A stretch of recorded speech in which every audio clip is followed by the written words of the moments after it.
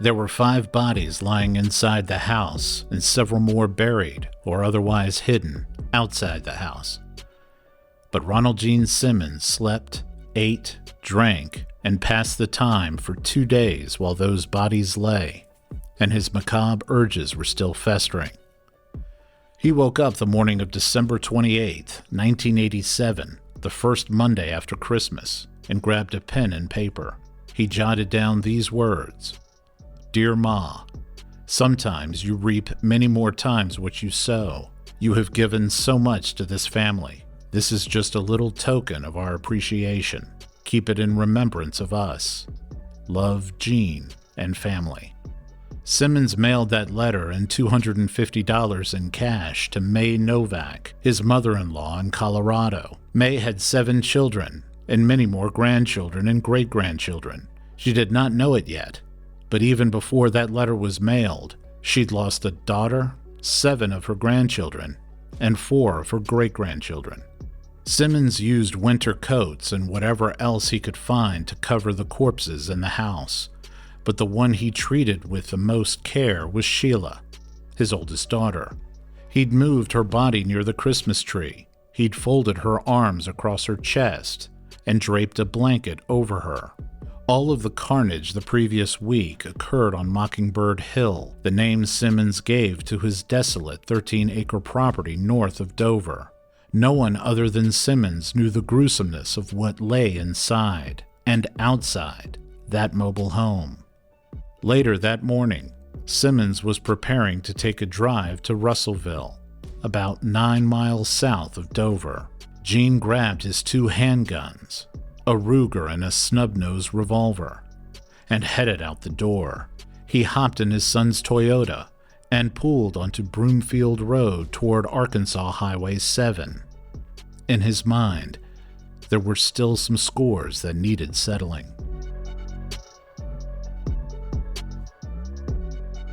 Presented by the Arkansas Democrat-Gazette, you're listening to The Devil of Pope County, America's worst family massacre.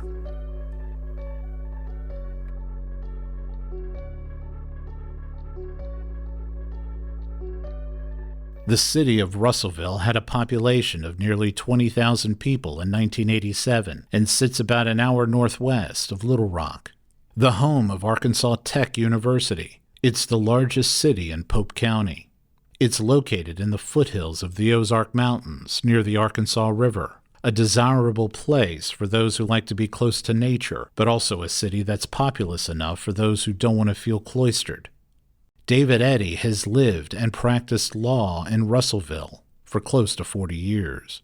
Russellville was a really, and still is, a really good town. It was small town oriented. It was, people knew each other, people got along, and really there were not any major problems that I remember back then. It was just a peaceful small town and a good place to live, and still is. On that December 28th morning, Gene Simmons drove to the home of Kathy Kendrick, a former co-worker of his who was young and attractive. Simmons was infatuated with Kathy because she reminded him so much of his oldest daughter, but Kathy rejected him at every pass. That morning, Simmons wanted to make sure Kathy's car was not parked outside her house. Seeing it was gone, he knew where he wanted to go next, to Kathy's new workplace at Peel & Eddy, a law firm in downtown Russellville. Simmons had mapped out his escape route and went step by step in his mind about what he was going to do. That was his modus operandi, meticulous planning. Simmons parked the Toyota in the lot of the law firm on Glenwood Avenue, about a block south of East Main Street, and kept the motor running. He walked toward the front of the building and saw someone through the glass door, the very woman he came to see. David Eddy was one of Kathy's bosses. His office was across the hall from the lobby where Kathy's desk was located. David was one of the partners at the law firm, which specialized in estate cases. He still remembers the details of that particular morning, before any blood had spilled. I remember what the weather was like. It was a Monday morning after a Christmas weekend. It was a crisp, clear, sunny day, best of my memory. Pretty cool. I remember going to the courthouse, to do something, and coming back somewhere around 10 o'clock. Oh, I remember all this vividly. I came in, my office was next to the reception area where the front door where people came in. I was right there. My door was right there. Didn't join the reception, joined the hall, which I remember coming in my office, putting my stuff down, going into the library, which is at the end of the hall, and pouring a cup of coffee and turning around.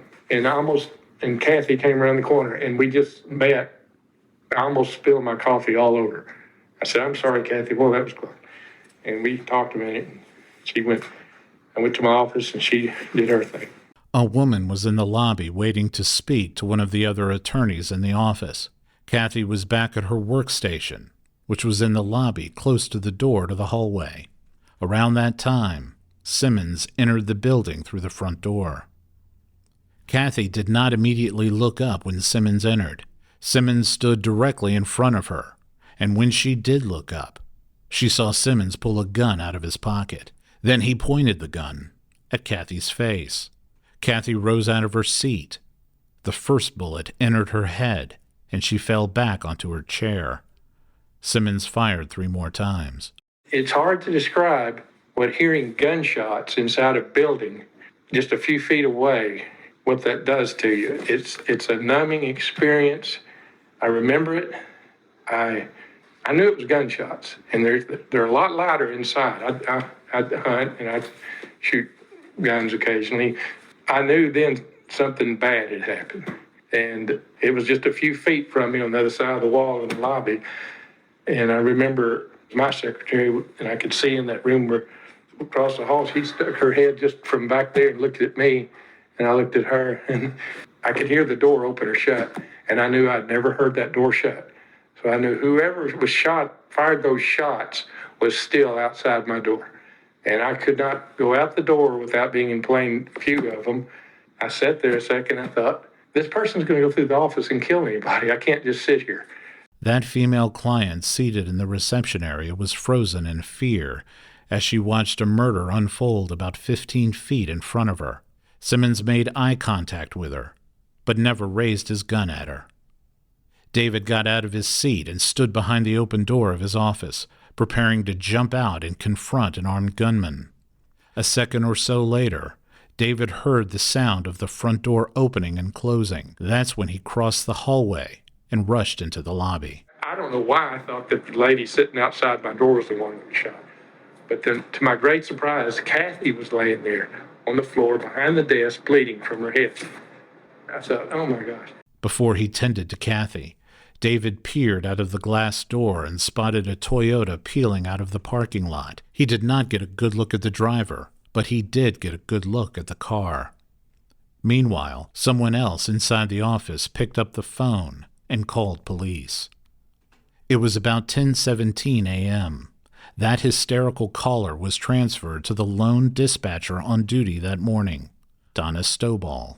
The very first call I got was from Pill and Eddie's attorney's office, and it was another secretary. She was describing to me that a man had come in and had shot Kathy, and she just kept saying the word Kathy. I kept trying to ascertain from her, find out from her, was Kathy still alive? And she just kept saying, I don't know. While that was happening, David was kneeling over Kathy, who was sprawled on the floor. I held her hand. She was breathing in a very strained manner, and I knew it wasn't good. And I looked to see if she, I didn't know where she was shot, and I found the wounds in her head. I thought, I didn't know what I could do, but there was nothing I could do. Moments later, in what felt to David like a few minutes, the city's chief of police, Herb Johnston, was banging on the front door. Johnston and the other police officers at the scene were soon joined by EMTs. Kathy was taken out on a stretcher and driven by ambulance to the nearest hospital, where she was pronounced dead. She was 24 years old. David Eddy told me that he doesn't remember much beyond that. Most of the day remains a blur. He remembered being interviewed by a detective, but doesn't recall any specific questions he heard or answers he gave. The only detail he remembers is that while he was still speaking to the detective, he reached for the coffee mug on his desk. which was still filled with the coffee he had poured for himself earlier that morning and had nearly spilled on Kathy. It was still warm. It struck him at that moment that so much had happened in such a short amount of time.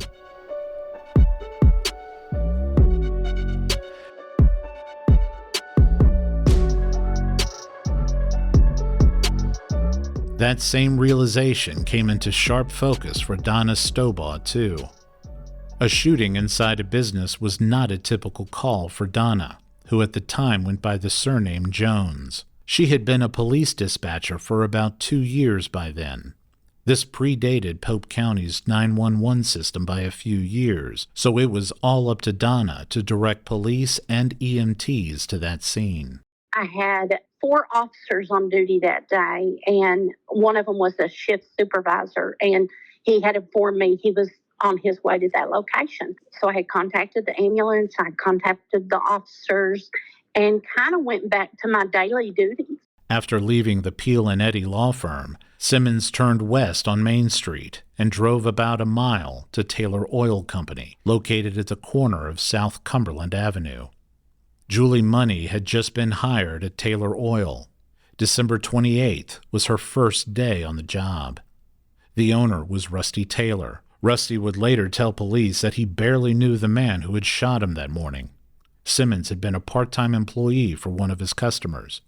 Julie came in that morning and one of her new co-workers gave her a warm and friendly greeting, a driver by the name of James Chaffin, who was known by his friends as J.D.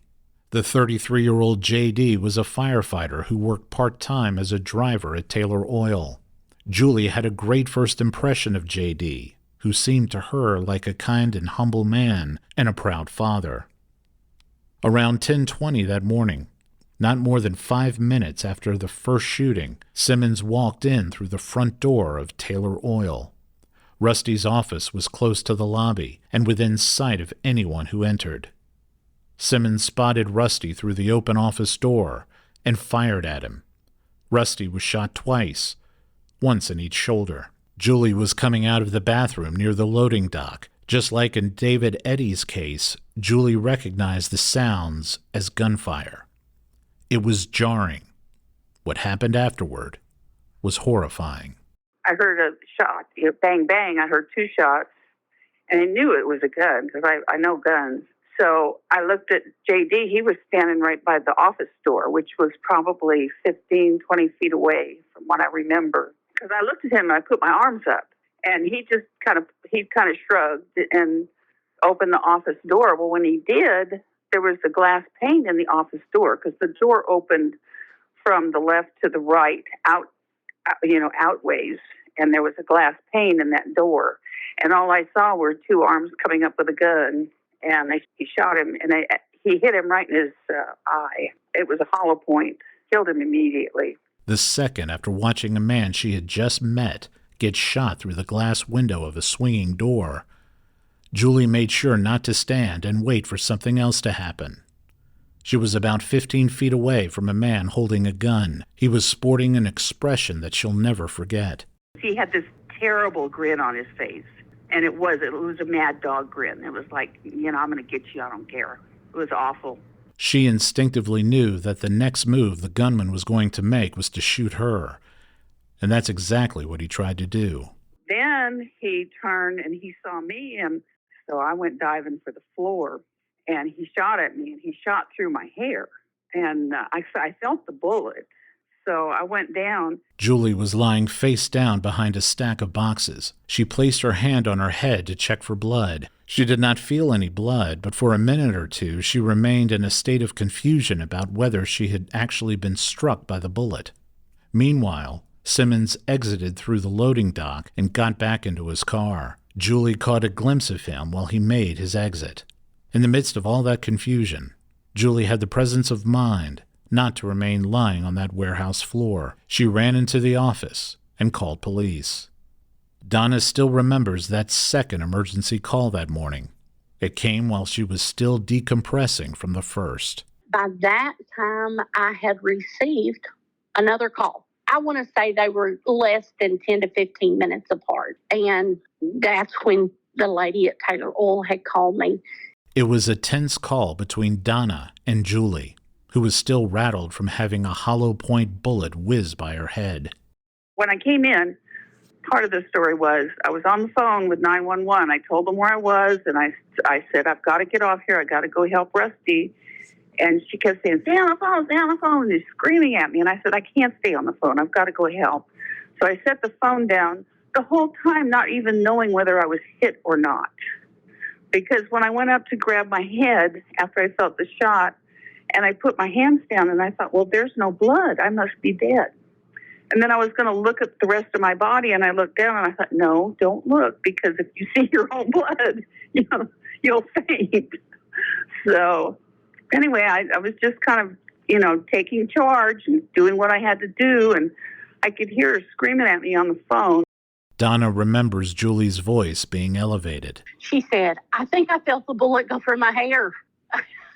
I mean, she was like, I think I felt that. And I'm like, okay, are you hurt? Are you bleeding? Is everything okay?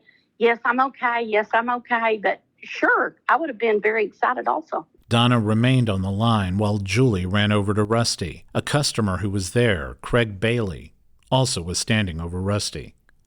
He was seriously wounded, but his injuries were not critical. Julie realized that Taylor Oil's warehouse was away from view from the main road, so she urged Craig to stand outside and flag down the ambulance. Well, I went in and got Craig, and I said, go stand down on the loading dock and just wave your arms so they can see you, because we're off the beaten path. And I'm trying to explain to them where we are. So I get back on the phone, and so Craig goes out there, and he's just standing there waving his arms, and he was in shock, too. And I went back in to Rusty, and I said, Rusty, can you get out? Because he was underneath this big old oak desk, and he said, I don't think so. So I said, hang on, I've got 911 coming, the paramedics are coming. And I grabbed that desk, and I picked it up, just the one end of it, and I flung it against the wall. And the next day when I went back in there, I couldn't even lift the edge of that desk. After lifting and moving that heavy desk above Rusty, Julie got back on the phone with Donna. Julie was asked to describe everything she witnessed. She is very excited. I'm trying to get as much as I can from her. She is explaining to me that Mr. Taylor had been shot. She was explaining to me that the fireman, Jim Chasen, had been shot. And at the same time, I was trying to find out from her, who was this? I was trying to figure out at that point, did we have the same person or did we have separate incidents going on? As Julie was describing the shooter, Donna asked her whether he was wearing a white cowboy hat, something that the first caller had mentioned. Julie confirmed that the gunman was wearing a white hat. She also saw the car that the gunman drove away in and recognized it immediately as a copper-colored Toyota Corolla, so she passed on that information to Donna. Rusty survived his injuries, but one of the bullets that struck him remains lodged in his left shoulder. Rusty still lives in Arkansas. He told me over the phone recently that he's put that experience behind him and declined to take part in this podcast. After police arrived and after Rusty was taken by ambulance to the local hospital, Julie was interviewed by police. Much of the interview took place in the police car while en route to the police station. It was during that car ride that Julie realized the extent of her fear of again seeing that same man with the mad dog grin on his face. As I'm talking, I kept sliding further and further down in the seat because he was driving to the police station. I didn't know where this guy had gone. So I was scared that he would maybe shoot at the cop car. So here I am sliding down, and the cop said, what are you doing? I said, I'm so scared. I just don't want to be in a window where he sees me again. So Julie had no idea what Simmons was doing, but she knew he was still out there. The police knew it too. When the car that Julie was riding in arrived at the station, it was under a lockdown. Meanwhile, Donna was still juggling numerous calls at once, and she was just as perplexed as anyone else about what the shooter was doing and where he could possibly be going. By this time, I've got several officers on the way, state police has contacted me. They're wanting to know if they should do something on the interstate because we didn't know which way he was headed. We were getting telephone calls from individual citizens. It felt like he was zigzagging across town when in actuality he was not. Lots of people were getting him confused with others. But at Taylor Oil, she knew that Jim Chapin was down, but she thought Rusty was still alive. So I had dispatched an ambulance, and Rusty was a fireman. So by this time, the fire department had contacted me, and they were trying to get there also. The sheriff's office had called by that time. So there was a lot of activity. It was happening and going down really fast. All Donna knew with any level of certainty was that the suspect who entered Peel and Eddy and Taylor Oil was the same man. Donna was struggling to stay afloat with all of the calls she was making and receiving. She also had to be conscious about what she said over the airwaves. Back then, a lot of people owned CB radios. She was careful about calling out names on the air in case a family member or acquaintance of one of the victims was listening in. The day was getting to her, but she hung in there. Her resolve would be further tested in a matter of minutes. Simmons made it to his next stop, the Sinclair Mini Mart, where he had previously worked. It was located on Main Street, about 3 miles east of Taylor Oil. Simmons pulled into the parking lot, got out, and walked through the door of the store and saw a coworker, Roberta Woolery, turn and look out the window. The roar of sirens had piqued her curiosity. Simmons walked past her. He was holding a pistol in his hand. He headed straight toward the back where his former boss, David Salyer, was seated at a table with his friend, Tony Carta. The two were sipping coffee. Simmons fired at David, who ducked. The bullet missed him. At that moment, David did not know whether he was really being fired upon or if it was some kind of prank. He even asked Tony whether it was a joke. Tony told him it was no joke. By then, the gunman was aiming for David's head. Roberta, who had been looking out the window when Simmons stormed in, screamed and reached for a telephone. Simmons was still standing a short distance from her, and after he heard her scream, he turned and opened fire on her. 2 bullets struck Roberta, one on the chin and the other in her shoulder. David grabbed a chair and charged at Simmons, yelling, "Get out, you son of a bitch!" Simmons fired another round at David and struck him in the head. As he fell to the ground, David flung the chair at the man trying to kill him. David's friend, Tony, a burly but older man, grabbed what he could within arm's reach, a 6-pack of soda, and started hurling the cans one after the other toward Simmons. While dodging the projectiles coming at him, the gunman fired a couple more wild shots in Tony's direction and then left. Those shots missed their target. Roberta, with a bullet wound just below her mouth, was on the phone with police. It was 10:39 a.m. A total of 22 minutes had elapsed from the first emergency call to the third. Roberta's frantic call was forwarded to Donna Stobaugh. The first thing I remember her saying was that she had been shot and that she was bleeding. She needed an ambulance. I'm trying to get a little bit of information from her, and she just keeps repeating, "I'm bleeding, I'm bleeding." Donna had only 2 ambulances available to dispatch, and both of them were tied up. But she knew the woman she was talking to on the phone was injured, and someone else inside the store had been shot. So Donna had to get one of those ambulances to the mini-mart as fast as possible. Roberta told Donna at one point, quote, "Please hurry. Our blood is dripping everywhere." End quote.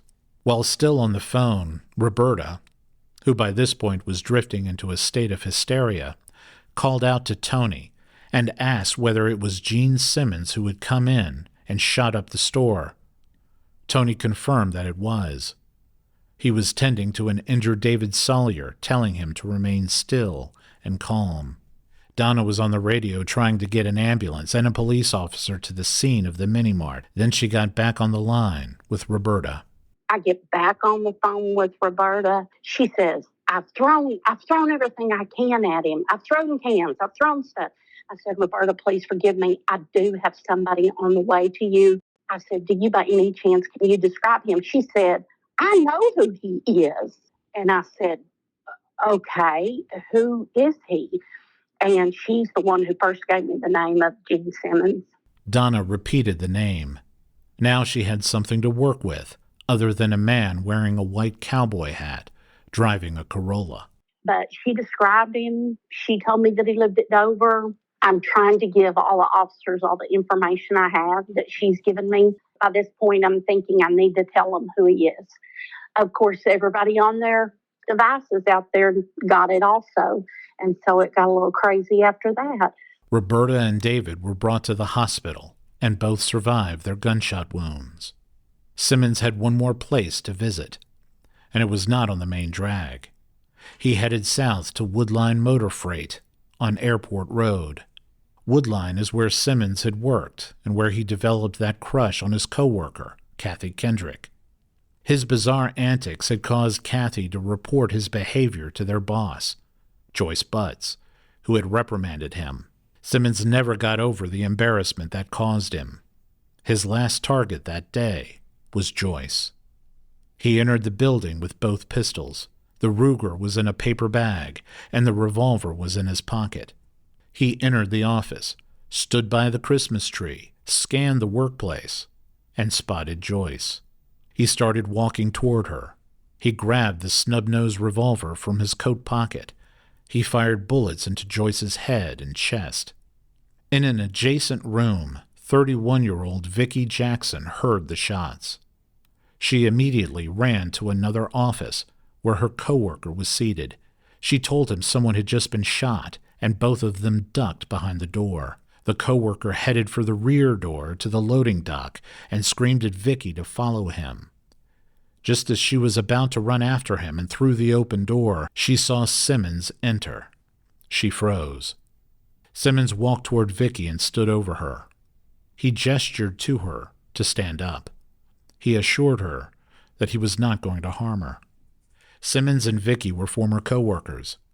Simmons spoke to her as though she was an old friend.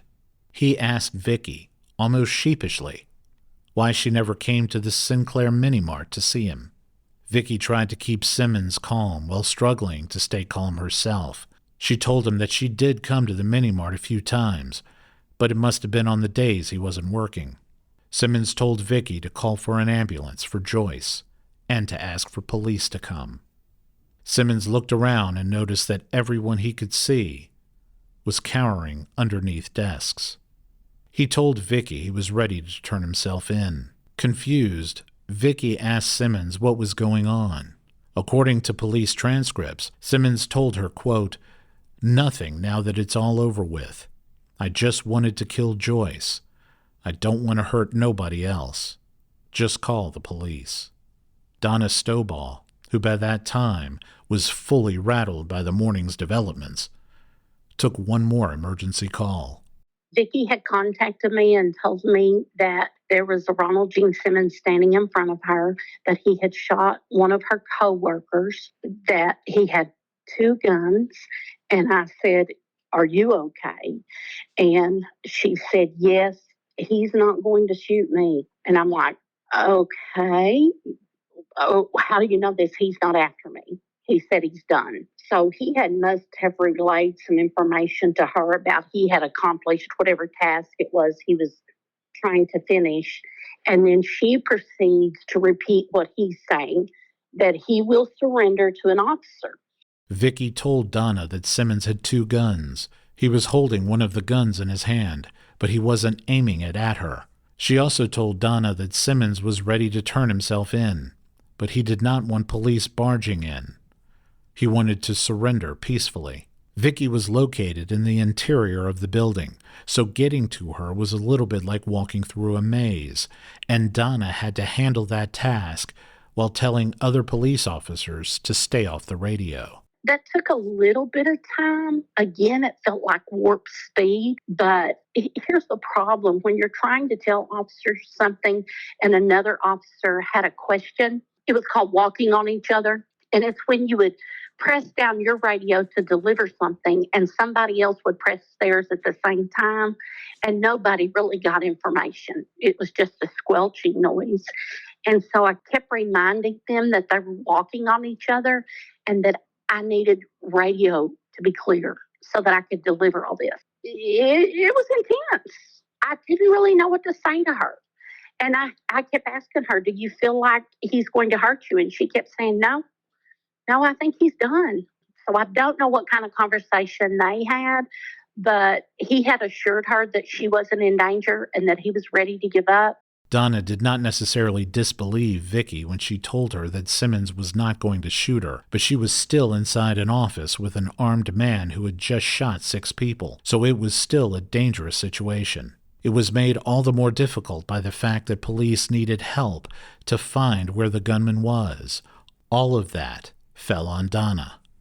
She also asked Vicky during the call whether she was calm. Vicky told her no, in fact, she was not calm. Donna told Vicky, quote, "Calm down as much as you possibly can. We're going to get you through this. Believe it or not, we're going to get you through this." End quote. Vicky did manage to remain poised during the ordeal. She gave Donna directions, all while maintaining a soft tone and consoling demeanor with Simmons. The gunman had insisted on turning himself in to a uniformed officer, but Chief Johnston and his assistant chief were wearing civilian clothes. Donna explained to Vicky that the department's 2 highest-ranking officers would be there to take Simmons into custody. Some of the officers were still at other locations, so really getting a uniform officer there in time was not an option. We had some civilian detectives in their civilian clothes, and I feel like the chief and assistant chief didn't want to put them in harm's way. I feel like they thought, this is ours. This is our job. Vicky saw Johnston coming toward the office and assured Simmons that it was okay to turn over his guns to him. She told him that he was the police chief. Before the call was disconnected, Donna could hear a lot of screaming and other noise over the phone. The chief was standing face to face with Simmons. Vicky stood there stunned with the phone still in her hand and heard Johnston tell Simmons, "Give me the damned gun." Simmons did what he was told and handed it over. The second gun was still inside the paper bag and had been placed on one of the desks inside the office. Simmons had no other weapons on him. He was apprehended, handcuffed, and brought to the Pope County Jail. The rampage was over.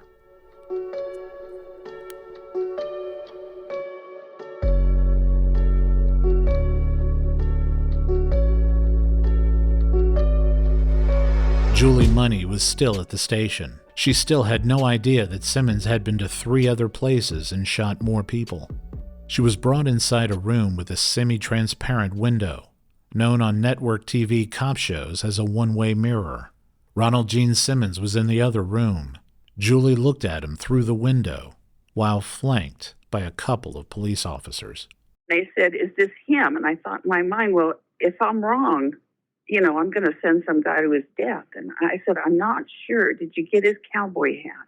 Can you put that on him?" And the cop just looked at me and he said, "Just say yes, that's him, because that's him." I said, "Okay, that's him."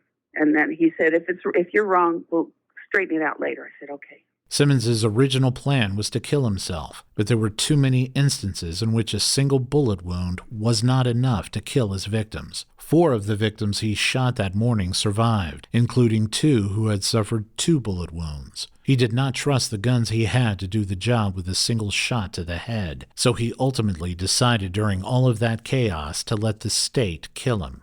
He was already resigned to that fate. Police did not know it yet, but he had actually aimed those guns at other people days earlier, and those victims were lying on a 13-acre property near Dover. It would be up to the Pope County Sheriff's Office to find them. Sheriff Jim Bolin was at the jail, and he confronted Simmons. The sheriff asked him about the whereabouts of his family. Bolin would tell the media that Simmons said nothing, only that his lip quivered after he was asked the question. Bolin and his deputies did not know what they were going to see next, but they assumed it was very bad. It wound up being one of the worst murder scenes ever documented on American soil. Coming up on The Devil of Pope County, America's worst family massacre.